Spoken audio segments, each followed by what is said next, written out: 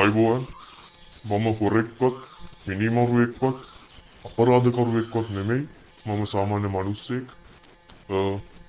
මම එන්න හිටියේ ටිකක් පහුවෙලා හැබැයි මම හිතුවා දැන් තමයි මම එළියට එන්න ඕනේ හොඳම කාලේ කියලා.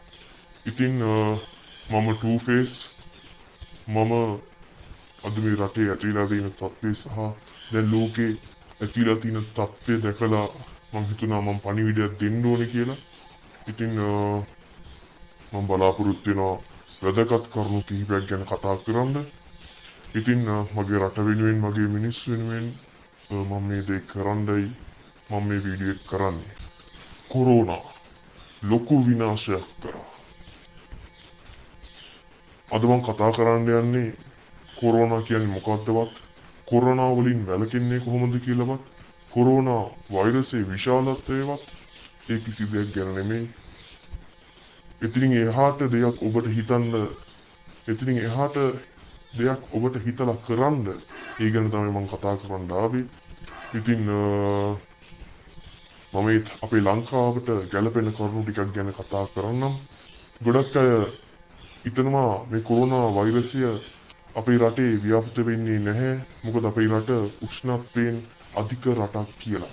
ඉතින් ඒක හරියටම අපිට ඔප්පු කරන්න බෑ මොකද කොරෝනා කියන්නේ උෂ්ණත්වයට ඍතු දෙන සීතලට ඍතු දෙන වෛරසයක්ද කියලා. හැබැයි පොඩි සත්‍යතාවයක් ඒකේ තියෙනවා. මොකද උෂ්ණත්වය අධික පරිසරයක කොරෝනා වෛරසයේ ආයු කාලය සීමිත වෙනවා. ඒ වගේම සීත පරිසරයක ආයු කාලය සාපේක්ෂව දීර්ඝ වෙනවා. ඉතින් ඔයගොල්ලන් එහෙමයි කියලා හිතන්න එපා කොරෝනා වෛරසය අපේ රටේ ව්‍යාප්ත වෙන්නේ මේ වෙද්දී රෝගීන් 120කට ආසන්න රෝගීන් ප්‍රමාණයක් මේ විදි හඳුනාගෙන තිබෙනවා. 200කට ආසන්න පිරිසක් වෛද්‍ය පරීක්ෂණයේ යෙදෙනවා. ඉතින් එහෙමයි කියලා මේ කොරෝනා වෛරසය අපේ රටේ ව්‍යාප්ත වෙන්න ඉඩක් නැහැ කියලා හිතන්න එපා. ඉතින් මේ වෙද්දි හොයාගෙන තියෙනවා වෛරසය ව්‍යාප්ත වෙන්න තියෙන හොඳම ක්‍රමය තමයි අපේ කෙල කියලා. ඒ කියන්නේ අපි කතා කරද්දී අපි කිමුහුන් යවද්දී ඒ වගේ අවස්ථාවලදී තමයි මේ වෛරසය ව්‍යාප්ත වෙන්න තියෙන වැඩි ඉඩක් තියෙන්නේ කියලා. ඉතින් මේ පිළිබඳව වැඩි දෙයක් කතා කරනවා බලාපොරොත්තු වෙන්නේ. මොකද මාධ්‍ය ආයතන, පොලිසිය, ත්‍රිවිධ හමුදාව, සෞඛ්‍ය අංශ පහේ සියලුම අංශ මේ විද්‍ය අපිව සෑම අතකින්ම අපිව දැනුවත් කරලා තියෙනවා.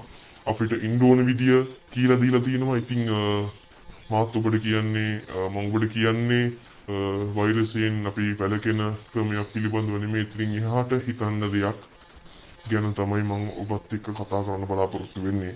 ඉතින් ඔබට සඳහන් කළා වගේ මම මේ වීඩියෝ කරන්නේ ඔබට යමක් සිතන්න ඉතුරු කරන්න. හොඳම උදාහරණයක් තමයි රාගම රෝහල මීට ටික දවසකට පෙර එහි සිදු වූ සිද්ධිය. ඉතින් මම දන්නේ නැති අයට කියන්නම්. එක පුද්ගලයෙක් ඔහුට පපුවේ අමාරුවක් කියලා ඔහු රෝහල්ගත වෙනවා රාගම රෝහලට. එහි ගියාම වෛද්‍යවරුව පරීක්ෂා කරනවා. පරීක්ෂා කිරීමෙන් පසුවයි අඳුරගන්නේ ඔහුට COVID-19 හෙවත් කොරෝනා වෛරසය ආසාදනය වෙලා හමාරයි කියලා. ඒ වෙද්දි වෙන්න ඕන සියල්ල සිදු වෙලා ඉවරයි. පසුව එම් පුද්ගලයාව වෛද්‍යවරුන් වහම ක්‍රියාත්මක පරිදි වෛද්‍ය පරීක්ෂණ සඳහා වෛද්‍ය කටයුතු සඳහා ඔහුව යොමු කරනවා. පාර්ට්ටුවේ වෛද්‍යවරුන්වත් රෝගීන්වත් හෙද නිලධාරීන්වත් වහම නිරෝධාන ක්‍රියාවලියකට ලක් කරනවා. මොකද ඔහුට කොරෝනා වෛරසය පිළිබඳව රෝග ලක්ෂණ පහළ වුණත් ඔහු ඒවා පහන් කර ටික කාලයක් නිවසට වෙලා ඔහු තව පුද්ගලයන් ආශ්‍රය කරමින් සිටලා තිබෙනවා. පසුවයි ඔහුව මේ වෛද්‍යවරු මෙම රෝහල්ගත වුණාම පසුව හඳුනාගන්නේ ඔහු කොරෝනා වෛරසය ආසාදිත රෝගියෙක් බව. ඉතින් කොච්චර අපරාධයක්ද, කොච්චර ලොකු විනාශයක්ද උනේ වෛද්‍යවරුන් හෙද නිලධාරීන්ව නිරෝධන ක්‍රියාවලියට ලක් කරන්න සිදු වෙලා තියෙනවා. ඉතින් ඔබ සිතන්න අපේ රටේ විශාල වෛද්‍යවරු පිරිසක් නැහැ, හෙද නිලධාරී පිරිසක් නැහැ. ඉතින් මේ වගේ දේවල් ඔබ අතින් සිදු වෙද්දී අපේ රටට විනාශ වෙන්න තියෙන ඉඩකඩ වැඩි. ඉතින් ඒ අපේම වැරදි, ඔබේම වැරදි. අපේ සමගියම වැරදි. ඉතින් ඒ වගේ වැරදි නොවෙන්න කටයුතු කරන්න. ඒකයි මම ඔබට කිව්වේ සිතන්න යමක් මම මේ වීඩියෝෙන් ඔබට දෙන්නේ කියලා. මාධ්‍යයෙන් අපිට හැමතිස්සම කියනවා මේ වගේ රෝග ලක්ෂණ තියෙනවා නම් වහම රෝහලක් වෙත ගොස් වෛද්‍යවරුන් හම් වෙලා උන් මුණ ගැසලා මේ තත්ත්වය පැහැදිලි කරන්න කියලා. ඉතින් ඔබේ වගකීමය එය නිසිලෙස ඉටු කරන්න කියලා ඔබට කියනවා. අනිත් කාරණේ තමයි අපිට ගෙවල් වලට වෙලා ඉන්න කියලා එදින නීතියක් දැම්මත් සමහරු ගෙවල් වලට පිරිසත් එක්ක එකතු වෙලා ක්‍රීඩා කරනවා. උදාහරණයක් ලෙස අපි හිතමු ක්‍රිකට් ගහනවා කියලා. ක්‍රිකට් ගහද්දී ඒ බෝල කී දෙනෙක් අල්ලනවද? ඒ පිත්ත කී දෙනෙක් අල්ලනවද? ඔබ හිතන්න කවුරු හරි ආසාදිතයෙක් ඒ අතර හිටියොත් ඒ බෝලෙන් ඒ පිත්තෙන් ව්‍යාප්ත වෙන්න තියෙන ඉඩකඩ වැඩි. ඉතින් ඒකයි ඔබට කියන්නේ නිවසට වෙලා රැඳී ඉන්න කියලා. නිරෝධාන ක්‍රියාවලියට ලක් වෙන්න, නිරෝධානය වෙන්න. ඉතින් ඒකයි සෑම මාධ්‍යකින්ම සෑම අංශකින්ම ඔබව දැනුවත් කරන්නේ. ඔබට මම කියන්න නිරෝධාන ක්‍රියාවලියට පටහැනිව ක්‍රියා කරුත් නීතිමය ක්‍රියාමාර්ග රැසක් තියෙනවා. මම ඒන් එකක් ඔබට සඳහන් කරන්නම්. ඒන් කිහිපයක්. නිරෝධාන ආඥා පනතට අනුව ඒකේ 4 වන සහ 5 වන වගන්ති අනුව නිරෝධාන නීති කඩ කරන ඕනෑම පුද්ගලයෙක්ව වරෙන්තුවක් නොමැතිව අත්අඩංගුවට ගන්න පුළුවන්. ඉතින් වරෙන්තු අවශ්‍ය වෙන්නේ අත්අඩංගුවට ගන්න. වහම ක්‍රියාත්මක පරිදි ඔබ අත්අඩංගුවට ගන්න පුළුවන්. ඒ වගේම මාස 6ක සිරදඬුවම් සහ දඩ මුද්දලකට යටත් වෙන්න වෙනවා. එතනින් එහාට තත්ත්වය බරපතල නම් වසර 2කට ආසන්න වගේ සිරදඬුවම් ඔබට විඳින්න වෙනවා. ඒක ඔබට කියන්නේ ආරක්ෂා වෙන්න මේ නීති වලට ඔබ විරුද්ධව ක්‍රියා කරන්න එපා. හැමතිස්සෙම ඔබත් ආරක්ෂා කරගෙන ඔබේ පවුලත් ආරක්ෂා වෙන්න. ඒ රටත් ආරක්ෂා වෙනවා. ඉතින් මේ නීති පිළිපදින්න නැතුව මේ වෛරසය අපේ රටේ ව්‍යාප්ත වුණොත් අපිට පුළුවන් ද මේ වෛරසයෙන් බේරෙන්න, මේ වෛරසයෙන් වැළකී සිටින්න. ඉතින් ඔබම සිතන්න මම ඔබට උදාහරණයක් කියලා සපයන්න. මේ විදිහ රටවල් 150කට අධික රටවල් ප්‍රමාණයකට මේ වෛරසය ව්‍යාප්ත වෙලා තියෙනවා. එවන් තත්ත්වයේ රටවල් කිසිවකටවත් 100%ක් ඔවුන්ට මේ වෙනුවෙන් වෙහෙසෙන්න බෑ. උන් මහන්සි වුණත් 100%ක ප්‍රතිඵලයක් ලැබෙන්නේ නැහැ. ඉතින් ලෝකයේ සංවර්ධනය වෙන රටවල්, සංවර්ධිත රටවල් මේ සියලුම රටවල් මේ වෙනුවෙන් මහන්සි වෙනවා. හොඳම උදාහරණයක් ඉතාලිය කියන්නේ සෞඛ්‍ය අතින් විශාල වශයෙන් ඉදිරියෙන් සිටින රටක්. ඉතින් එවන් රටක මරණ කීයක්ද, රෝගීන් කීයක්ද උන්ටත් මේ තත්ත්වය පාලනය කරගන්න බෑ. ඔබම සිතන්න අපේ රටේ මේ තත්ත්වය ඇති වුණොත් අපිට පුළුවන්ද ඔවුන්ව පරාජය කරලා අපිට ජය ගන්න. ඉතින් ඒ වගේ දියුණු රටවල් පරාජය කරන්න අපිට පුළුවන්ද කියලා ඔබම සිතන්න. ඒකේ හොඳම දේ තමයි අපි ආරක්ෂා වෙන්න ඕනේ. අපි ආරක්ෂා වුණොත් තමයි පවුල ආරක්ෂා වෙන්නේ. පවුල ආරක්ෂා වුණොත් තමයි රට ආරක්ෂා වෙන්නේ. ඉතින් ඔබගේ වගකීම නිසිලෙස ඉටු කරන්න. ඔබ සිතන්න හැමතිස්සෙම ඒ වලින් වැළකෙන විදිය මාධ්‍ය වලින් අපිට හැමතිස්සෙම කියනවා ඒවා පිළිපදින්න. ඒක පිළිපැදලා නිසිලෙස ආරක්ෂිතව සෑම වෙලාවකම සිටින්න. ඉතින් අපේ අතේ තමයි මේ දේ තියෙන්නේ. ඉතින් මේ වෙද්දී රණවිරු ගොඩක් වෙහෙසෙනවා.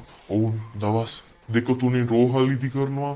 ඔවුන් අපි වෙනුවෙන් ගොඩක් වෙහෙසෙනවා ඔබ අප වෙනුවෙන්. ඔබ සිතන්න මිනිස්සෙක්ට පැය 2ක් නිදිගෙන දවස ගත කරන්න පුළුවන්ද කියලා. ඉතින් ඔවුන් ඒ කැපකිරීම අප වෙනුවෙන් සිදු කරනවා. ඒ වගේම වෛද්‍යවරු ඔවුන්ගේ ආශාවල්, ඔවුන්ගේ පවුල, ඔවුන්ගේ ආරක්ෂාව ඒ කිසි දෙයක් උන් සිතන්න නැතුව ඔවුනුත් අපේ වෙනුවෙන් මහන්සි වෙනවා. ඒ වගේම පොලිසිය, ත්‍රිවිධ හමුදාව, ජනාධිපතිතුමා, ඒ වගේම සෞඛ්‍ය අංශ, ඒ වගේ සියලු දෙයක්ම මේ වෙනුවෙන් සටන් වදිනවා ඔබ අප වෙනුවෙන්. අපි අපේ යුතුකම ඉටු කරමු වෙනුවෙන්. එතකොට කොරෝනා ව්‍යාප්තිය අපිට නවත්ත ගන්න අනිවාර්යයෙන්ම පුළුවන්. ඉතින් හැම කළු වලාකුළක් ඇතුළෙම රිදී රේඛාවක් තියෙනවා කියන කතාව සත්‍ය කතාවක් බවට පත් කරමින් මේ කොරෝනා ව්‍යාප්තියත් සමග රිදී රේඛාවක් මතුවලා තියෙනවා.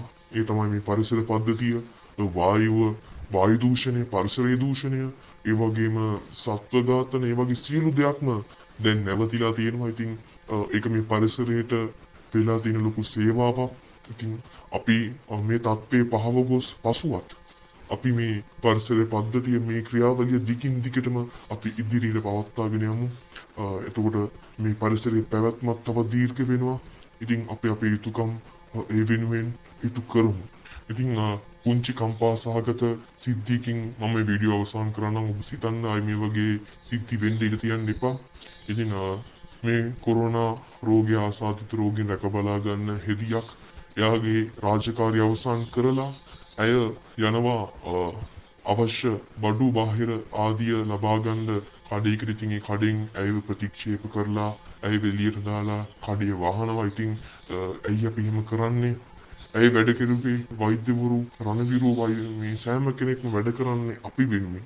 ඉතින් ඇයි අපි උන්ව ප්‍රතික්ෂේප කරන්නේ? ආයි මේ වගේ සිද්ධි වෙන්න දෙන්න එපා. ඉතින් ඔබගේ මගේ මේ රටේ සියලුම ජනතාවගේ ජීවිතය තියෙන්නේ අද උන්ගේ අතේ. ඉතින් උන්ට එහෙම කරන්න එපා. ඉතින් ඒක තමයි කියන්න තියෙන්නේ. ඔබ සිතන්නේ ගැන චුට්ටක් ඒ වගේ අයට උදව් කරන්න, ඒ වගේ අයගේ පවුල් අයට උදව් කරන උන්ට උන්ගේ පවුලේ අයව බැහැ දකින්න යන්න වෙලාවක් නැහැ. ඉතින් ඒ වගේ අවස්ථාවලදී උන්ගේ පවුල් ගැන ඔබ චුට්ටක් බලන්න, ඒ පවුල් වලට අවශ්‍ය උපකාර කරන්න. ඔබට මතක් කරනවා නැවතත් වෛරසයෙන් ආරක්ෂා වෙනවත් එක්ක මේ වෛරසයෙන් එහාට පොඩ්ඩක් ඔබ හිතන්න. ඔබෙන් වැරදි දෙයක් මේ සමාජයට සිද්ධ වුණොත් ඒ වැරදි දේ විශාල වශයෙන් මේ සමාජයට බලපානවා. ඉතින් ඒ ගැන චුට්ටක් සිතන්න. ඒ ගැන සිතන ගමන් ඔබේ පවුලත් ඔබත් මේ රටත් ආරක්ෂා කරලා ආරක්ෂිතව ජීවත් වෙන්න.